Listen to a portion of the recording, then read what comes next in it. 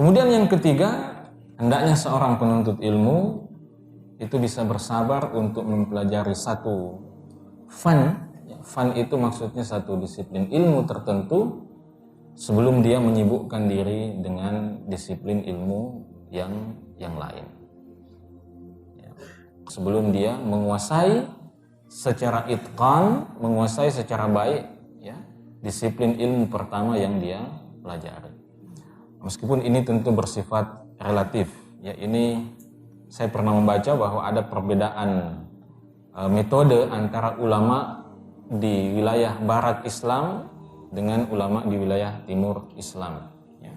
Di wilayah barat Islam itu seperti wilayah Maroko dan sekitarnya, itu mereka lebih cenderung untuk memang menyelesaikan satu disiplin ilmu sebelum pindah ke disiplin ilmu yang lain. Jadi misalnya kita belajar tauhid, maka sepatutnya kita menyelesaikan dulu pembahasan tentang tauhid itu, membahas satu kitab, misalnya kita bahas kitab Al-Usul Ats-Tsalatsa, maka kita tidak pindah membahas kitab lain dan kita tidak pindah mempelajari disiplin ilmu yang lain, misalnya fikih dan yang lainnya, sebelum kita menguasai ilmu ini. Itu di kalangan ulama Maghrib, ya, ulama di wilayah barat Islam. Tetapi di wilayah timur Islam, seperti misalnya di Jazirah Arabia, di Irak, ya, di Syam, itu umumnya para ulama memandang tidak ada masalah ketika seorang penuntut ilmu itu mempelajari beberapa disiplin ilmu dalam satu waktu tertentu.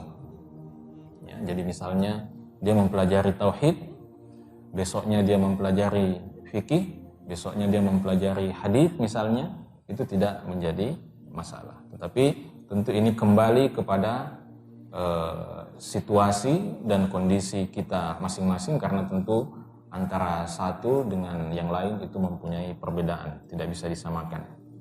Ada yang bisa menghafal satu halaman satu hari, ada yang cuma bisa satu ayat satu hari.